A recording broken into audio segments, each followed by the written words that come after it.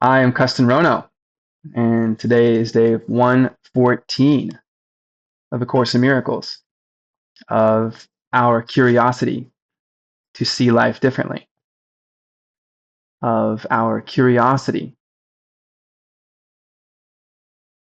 to embrace this perception and trace it to a new perspective, one of perfect peace, perfect safety, freedom from worry. What is it like to notice our invisible self alongside our physical selves and have appreciation for both? I am one self, united with my Creator. Salvation comes from my one self. Thank you for being here. For morning and evening review, this is review of lesson 97. I am spirit. I am spirit. You are spirit. Please repeat after me. I am spirit. I am spirit. I am spirit. Please give yourself permission to notice the part of you that notices. Who is that? What is that? It's happening all the time. Where? Here and now. I am spirit. I am the Son of God. No body can contain my spirit, nor impose on me a limitation God created not. I am the Son of God. That's your proclamation. No body can contain my spirit. Is consciousness in the body? And if so, why has no surgeon ever found it? Or is your body in consciousness? And what would that mean about the way that you are insisting the world must work from a physical only perspective? If it is illogical to you that consciousness is only contained in the body, only from the point of life until death, if this feels suspicious to you, then what is it that you are if you are not only your body? Where does this idea take you? And does it open the door for more peace and ease? I am the Son of God. No body can contain my spirit. Nobody can contain your spirit. Your mind is your sovereign gift. If you believe you are being done unto, you will forever be the victim in the way that you see the world. If you believe that you have sovereignty of mind, that no body, nobody can contain your spirit, you are free. Please see your freedom. No body can contain my spirit, nor impose on me a limitation God created not. So, if you are something that you can barely recognize from the perspective of a body, and this source of miracles, we say, which is love, which is beyond evaluation, meaning that this unconditional love is something greater than any force that we know when we see ourselves as this body within this system where miracles poke through, where they offer us some perspective that grants us permission to offer ourselves forgiveness or salvation, to see life differently. That's what the miracle is suggesting to us, that not everything is the way that we have seen it before, and that healing can be easier than we've ever imagined it being before. If in this infiniteness of whatever you are, the complexity of even a body alone, but the complexity of your mind, what is it? And if it is so beyond evaluation, the source of whatever you are, then the source of whatever your mind is deeply beyond evaluation from your perspective in time. So we have to give it up a little bit. That however we are created, has some perspective far wider than any perspective any one of us can imagine. So accepting a limitation, an idea, especially from someone else, as if they are from yourself, you can let them go. If they're from someone else, you are still harboring them, of course. But accepting a limitation on the infinite, well, it feels silly already that you could have a creator that would create you in the infinite, from the infinite, beyond your evaluation. And then somewhere along the way, we would dare say, no, that can't be true. That can't be true. I am spirit. I am the Son of God. No body, nobody can contain my spirit, nor impose on me a limitation God created not. You are as God created you, whatever it is that you are noticing, as that which notices, the Son of God, the non-physical part of you, which cannot contain properties of physicality. Everything that you notice in your life as a body contains properties of physicality. Whatever it is that you are that is doing the noticing contains none of these.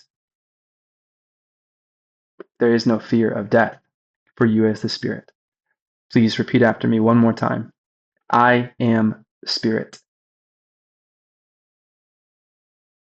So be it. You are. Reviewing 98. I will accept my part in God's plan for salvation. I will accept my part in God's plan for salvation. Please repeat after me. I will accept my part in God's plan for salvation. What can my function be but to accept the Word of God, who has created me for what I am and will forever be? What can my function be but to accept the Word of God, who has created me for what I am and will forever be? You are here, here now. There is some inexplicable thing that you are as spirit in the invisible. You are playing a role in noticing something about yourself that is beyond the physical. You have been seeing things through your upsets, through your past, through your woes about the future, and you have not been noticing yourself, that which notices in the present. But now you are. Now you see that there are two parts of you, which is such a gift that you have access to something that you are, which invites an opportunity for peace, which invites an opportunity for your sovereign self, responsibility, and opportunity for you to be creative, including to decide, oh, this space I've been told is one where I need to be upset. But I know an idea that I bring the quiet with me. And maybe I can calm down just a little bit and take a breath. What does that do for the space that I'm in? If all are stressed and they are not aware of it, or they believe that that is normal, and yet I breathe calmly here, what does it do for me? How does doing something like this change how I believe things have to be done? What is it that I am here for if it is not to just be a drone inside of a system that is predetermined to tell me how I should feel, when I should feel, or if I should be allowed to feel at all? What is it to notice that I may be freer, especially in mind, than I ever imagined I was, inside of a system that says you should be afraid? In fact, you should give up more and more of your own freedom and sovereignty in the name of your safety. Where will that lead us? Again, we are reminded that if you find yourself on a path, do not be surprised when you reach the destination. I will accept my part in God's plan for salvation. And we learned yesterday, salvation comes from my one self, seeing yourself in the timeless invisible. From my one self, whose knowledge still remains within my mind, I see God's perfect plan for my salvation perfectly fulfilled.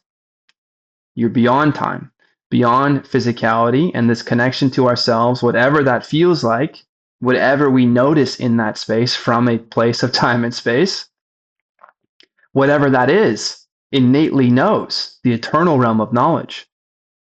That is the place from which you could be perfectly peaceful, perfectly safe, have all freedom from worry, because what it is that you are physically is not true there. And you could say that's there and this is here, and we could go round and round. I agree that it is important that we take care of ourselves. We are in time and space. We cannot escape how we move, that we must rest, that the light is important to us, what we eat. Eating naturally gives us natural health. If we stray from a natural way, we can invent new things, but unsurprisingly, we have unnatural results. There is something to being physical that is worth honoring. What are we here to do? Are we here to war? Or are we here to be curious about more knowledge through experience, to discover more peace and share love? Isn't that what coming together in a relationship is? Isn't that what we want to feel as children and offer our children? That somehow physically we are here to explore an idea, as limited as it might be, of something non-physical. You are always playing a part in your own salvation, a way of stretching yourself beyond all of the rules of your current system, the way that you're seeing it, or the one that you believe is imposed upon you, or the one that exists physically. Something about whatever it is to be is extending you and me to be curious beyond whatever that system is. And we respond with fear. And we realize that we are vulnerable. So we try to plan. And so the cycle starts. But we can never escape that part of being physical is experiencing the invisible. And some of our greatest feelings, even if you want to call them bad, some of our greatest feelings, our richest feelings, come from paying attention. That you can cry and feel your way through sadness to be curious what it is and how you may like to feel instead, and suddenly realize that, oh, maybe this is an idea that I'm holding on to. And by feeling it, I'm able to feel it all the way through. And that was never nearly as alarming as I thought it needed to be, just because it elicited a sad response from my physical self. But to cry and to feel it through and to realize that, it's okay. I'm glad that I felt that, because by feeling it, I realize that it is not my way of being. I don't get stuck here. There's something else that I want to know and be. And I believe this idea keeps taking us closer and closer to love, closer and closer to peace, closer and closer to patience and serenity, to kindness, to whatever it is that could be offering us the most value for the least amount of energy. That would be the constant truth. It doesn't need to tell any story other than itself. It is the idea of truth. It is the idea of the unconditional love. Whatever it is that you're doing, whatever goal you're working on, amazing. Please enjoy your pursuit. But what can your function be but to accept the word of God, who has created you for what you are and will forever be? Beyond whatever it is that you are doing physically, you are dreaming or you are fearing, and there is an invisible part of you. There's an invisible part of me. And if you're listening, you're aware that it's there. It's there. Whatever it is that you are consciously is also created somehow. And whatever that is about you is nothing like whatever else you have been believing your world is in the physical only. So from your invisible point of view, What else could you be here for than to be here for whatever created you to be here? Whatever that is. It doesn't matter what it is. The truth would be and is that you are here for some reason and you are noticing yourself differently than you have before. And therefore, this different part of you had to have been created somehow. So, what is it that you're here for? Whatever you are here for is that thing. Now, what that thing is, then we start stretching ourselves into presumptions. But my suggestion is that that thing is for you to notice peace and love and express it physically, knowing that you know peace and you know love. On the hour, you say, I am spirit.